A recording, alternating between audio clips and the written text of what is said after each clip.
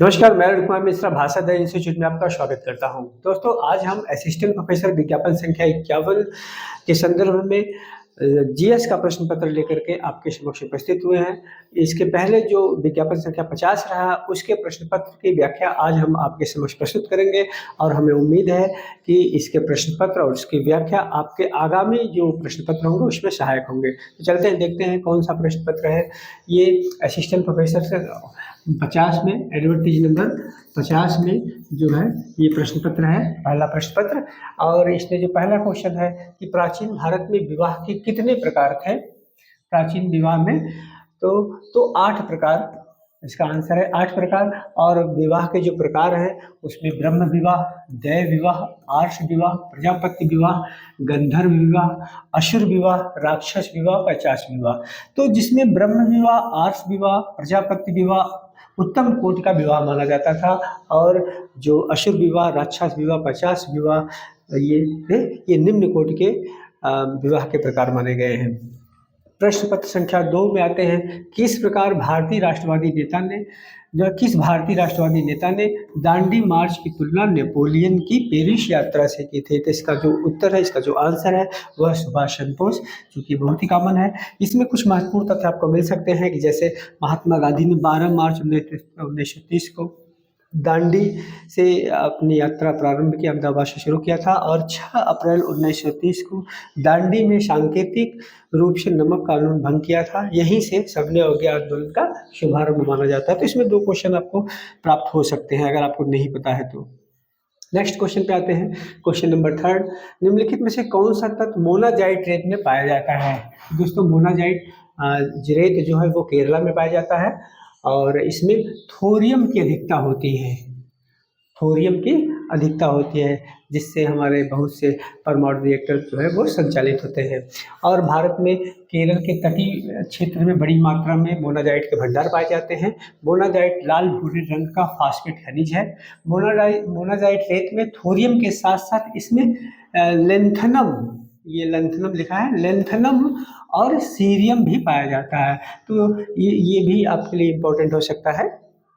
प्रश्न पत्र संख्या 4 में आते हैं कि भारत में 1857 में पुरानी राइफल के स्थान पर जिस नई राइफल का प्रयोग करने का निर्णय लिया गया था उसका क्या नाम था। तो आपको पता होगा कि 1857 की जो शुरुआत हुई थी वो इसका सबसे प्रमुख कारण यही था कि इसमें 1857 में सरकार ने जो पुरानी बंदूक थी ब्राउन बेस, उसके स्थान पर जो है एनफील्ड राइफल का प्रयोग किया था।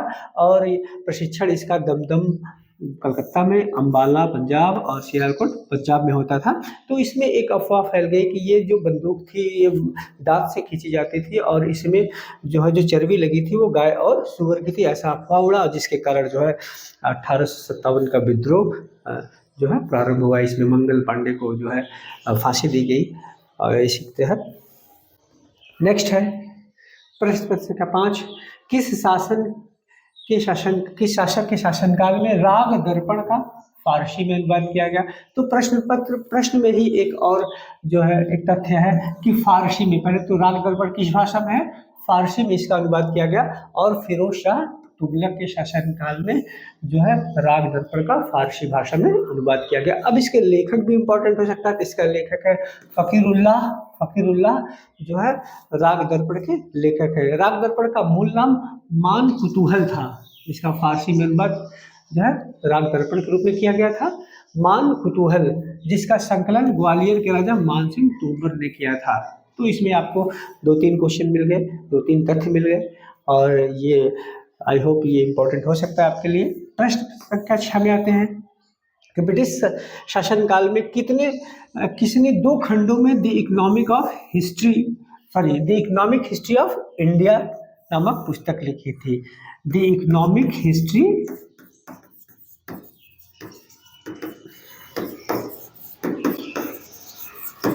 ऑफ इंडिया नामक पुस्तक लिखी थी। तो इसका जो आंसर है वो रोमेश चंद्र दत्त है। ठीक है। The economic history of India का जो प्रथम भाग था 1902 में ये प्रकाशित हुआ था, और इसका जो द्वितीय भाग था 1904 में प्रकाशित हुआ। इसमें ब्रिटिश नीतियों के कारण भारतीय अर्थव्यवस्था में आई गिरावट का विस्तार से वर्णन किया गया, जिससे यह पुस्तक राष्ट्रीय आर्थिक चिंतन के विकास में एक मील का पत्थर साबित हुआ। दोस्तों, इसी नाम से एक और पुस्तक है, और जिसके राइटर हैं तीर्थंकर राय। तो अगर हो सकता है कि ऑप्शन में हो तो तीर्थंकर राय भी इसका आंसर हो सकता है। नेक्स्ट है, संविधान के किस भाग में निर्वाचन से संबंधित प्रावधान समाविष्ट है? इसको पॉलिटिकल साइंस के स्टूडेंट तो बहुत ही बेहतर अच्छे से जानते होंगे कि भाग 3 में अनुच्छेद 324 से लेकर 329 तक निर्वाचन संबंधी प्रावधान समाविष्ट किए गए हैं। नेक्स्ट है, भारत में प्रथम ग्रामीण बैंक कब अस्तित्व में आया? तो प्रथम ग्रामीण बैंक या आरआरबी की बात कर रहा है। तो आरआरबी की स्थापना जो है 1975 2 अक्टूबर 1975 को हुई। नरसिम्हन समिति की सिफारिश के अनुशंसा पर 2 अक्टूबर 1975 को आरआरबी की स्थापना हुई, और प्रारंभ में 5 आरआरबी खोले गए एक साथ। 2 अक्टूबर 1975 को 5 जो है शाखा इसकी खोली गई, जिसके 2 उत्तर प्रदेश में मुरादाबाद, गोरखपुर और भिवानी है। भिवानी हरियाणा में पड़ता है, जयपुर राजस्थान, मालदा पश्चिम बंगाल में। तो ये 5 जो है आरआरबी एक साथ खोले गए 2 अक्टूबर 1975 को। आपसे पूछा जा सकता है कि उत्तर प्रदेश के संदर्भ में अगर पूछता है कि उत्तर प्रदेश में कहाँ कहाँ आरआरबी की प्रथम बार स्थापना हुई थी, तो उसका आंसर है मुरादाबाद और गोरखपुर। और अगर पाँचों पूछता है तो किसी भी रूप में ये पूछा जा सकता है आपसे। इसमें और जो तथ्य हैं, इसमें केंद्र सरकार की जो इक्विटी होती है वो 50% है, और प्रायोजक बैंक जो जिसकी इक्विटी होती है वो 35% है, और राज्य सरकार की इक्विटी जो है वो 15% है। क्षेत्रीय ग्रामीण बैंक अधिनियम 1976 द्वारा अनुशासित है, और इसमें सबसे महत्वपूर्ण तथ्य ये है कि 1 मई 2025 से एक राज्य एक आरआरबीआई नीति लागू की गई। कब लागू किया गया? 1 मई 2025 से एक राज्य एक आरआरबी की नीति लागू की गई। इस जितने भी आरआरबी थे उनका विलय करके अब वर्तमान में कुल 28 क्षेत्रीय ग्रामीण बैंक हैं। एक चीज और आपको बताना चाहता हूँ, 1987 में केलकर समिति की सिफारिश पर आरआरबी बैंक की स्थापना को बंद कर दिया गया। 1987 तक कुल 398 लगभग जो है आरआरबी भारत में स्थापित हो चुके थे। सिक्किम और गोवा को छोड़ करके ये भारत के हर राज्य में स्थापित किए गए थे। और केलकर समिति की सिफारिश के आधार पर ये कहा गया कि अब आगे से किसी भी जो है आरआरबी बैंक की स्थापना नहीं की जाएगी, और जो है उनका अन्य बैंकों में विलय कर दिया जाएगा। तो वर्तमान में कुल 28 क्षेत्रीय ग्रामीण बैंक है। नेक्स्ट है, जोम्बी उधार से क्या तात्पर्य है? ठीक है, तो जोम्बी उधार ये जोखिम पूर्ण उधार होता है, जोखिम ऋण। ये आंसर गलत लिखा है, ये है जोखिम ऋण। जोखिम ऋण की बात कर रहा है जोम्बी उधार। जब किसी व्यवसाय समूह को दिया जाने वाला ऐसा ऋण है जिसमें अत्यधिक जोखिम सम्मिलित होता है, ऐसे उधारकर्ता जिनकी ब्याज आवृत्ति अनुपात 1 से कम होती है, तो उसी को क्या कहा जाता है? जोम्बी उधारकर्ता के रूप में से वर्गीकृत किया गया है। नेक्स्ट है प्रश्न संख्या 10, भारत में संविधान का अनुच्छेद 21A में क्या प्रावधान है? तो 21A में शिक्षा का प्रावधान है। 86वां संविधान संशोधन 2002 में इसे जो है संविधान के भाग 3 में सम्मिलित किया गया। इसके तहत 6 से 14 वर्ष आयु वर्ग के बच्चों को निःशुल्क प्राथमिक शिक्षा का प्रावधान किया गया था। नेक्स्ट है, उत्तर प्रदेश में सबरी संकल्प योजना का लक्ष्य क्या है? ये कुपोषण को समाप्त करने के लिए बनाया गया था। 2017 में इसे लागू किया गया था, और उत्तर प्रदेश सबरी संकल्प अभियान की शुरुआत की गई थी। इस योजना के तहत जो राशि है वो सीधा हस्तांतरण लाभार्थी के खाते में कर दिया जाता है। नेक्स्ट है, चिंतन शिक्षण क्या है? चिंतन शिक्षण एक समस्या केंद्रित शिक्षण है, और इसे शिक्षण की उत्तम अवस्था माना जाता है। यहाँ मुख्य उद्देश्य विद्यार्थी को केवल जानकारी देना नहीं है, बल्कि उसे एक स्वतंत्र विचारक के रूप में स्थापित करना भी है। चिंतन शिक्षण में शिक्षक विद्यार्थी के सामने कोई तथ्य नहीं रखता, बल्कि उसके सामने एक चुनौतीपूर्ण समस्या खड़ी करता है, जो छात्रों में चिंतन, तर्क, कल्पना शक्ति आदि को मजबूत बनाता है। तो चिंतन शिक्षण का उद्देश्य क्या है? ये एक समस्या केंद्रित जो है, ये समस्या केंद्रित है। चलते हैं नेक्स्ट पर। प्रश्न 12 में अनुसंधान प्रक्रिया में निम्न सोपानों को एक अनुक्रम में व्यवस्थित कीजिए। तो यहाँ व्यवस्थित किया गया है अनुसंधान समस्या का सूत्रीकरण पहले, फिर डेटा का संकलन विकसित करना, डेटा का एकत्रीकरण करना, डेटा का प्रसंस्करण करना। तो ये तो ऑप्शन के अनुसार है, और अनुसंधान प्रक्रिया के 8 सोपान दिए गए हैं, ये इंपॉर्टेंट है आपके लिए, इनको जानना आवश्यक है। कि अनुसंधान समस्या का सूत्रीकरण सबसे पहला ये है, उसके बाद अनुसंधान अभिकल्प तैयार करना, ठीक है, अनुसंधान की डिजाइन करना, डाटा संग्रहण उपकरण विकसित करना। नेक्स्ट है न्यायादर्श चयन, अनुसंधान प्रस्ताव लेखन, डाटा का एकत्रीकरण, डाटा संस्करण और विश्लेषण, और सबसे आखिरी में होता है शोध रिपोर्ट लेखन। तो सबसे पहले शुरू हुआ अनुसंधान समस्या का सूत्रीकरण, उसके बाद अनुसंधान अभिकल्प तैयार करना, फिर डाटा संग्रहण उपकरण विकसित करना, फिर न्यायादर्श चयन, फिर अनुसंधान प्रस्ताव लेखन, डाटा का एकत्रीकरण, फिर डाटा का प्रसंस्करण और विश्लेषण, शोध और रिपोर्ट तैयार करना। नेक्स्ट है प्रश्न संख्या 14, निम्नलिखित में से कौन सा एक साक्षात्कार का प्रकार नहीं है? साक्षात्कार का प्रकार नहीं है। तो विशेष साक्षात्कार, ये कोई साक्षात्कार का प्रकार नहीं है। तो इसमें साक्षात्कार का प्रकार दिया हुआ है अर्ध संरचित, संरचित, असंरचित, चयनात्मक, शोध, उपचारात्मक, तथ्य संकलन इत्यादि। ये साक्षात्कार के प्रकार हैं। साक्षात्कार का मतलब है दो या दो से अधिक व्यक्तियों द्वारा किसी विशेष उद्देश्य से आमने सामने की गई बातचीत ही क्या कहलाता है? साक्षात्कार कहलाता है। साक्षात्कार के प्रकार है अर्ध संरचित, संरचित, असंरचित, चयनात्मक, शोध, उपचारात्मक, तथ्य संकलन इत्यादि साक्षात्कार के प्रकार हैं। नेक्स्ट है क्वेश्चन नंबर 15, विश्वविद्यालय अनुदान आयोग का प्रथम अध्यक्ष कौन था? तो डॉक्टर श्याम किशोर भटनागर, ये आप जानते ही होंगे, आई होप सो। और व्याख्या इसकी क्या है कि यूजीसी की स्थापना 28 दिसंबर 1953 को की गई थी। 1956 में संसद द्वारा एक अधिनियम पारित कर यूजीसी को सांविधिक संगठन, स्टैट्यूटरी बॉडी के रूप में स्थापित किया गया,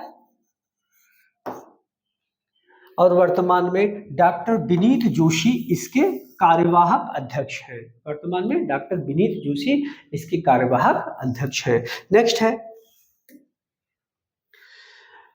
प्रश्न 16, निम्नलिखित में से कौन सी शिक्षण की पूर्व क्रियावस्था है? तो क्रमबद्ध करना।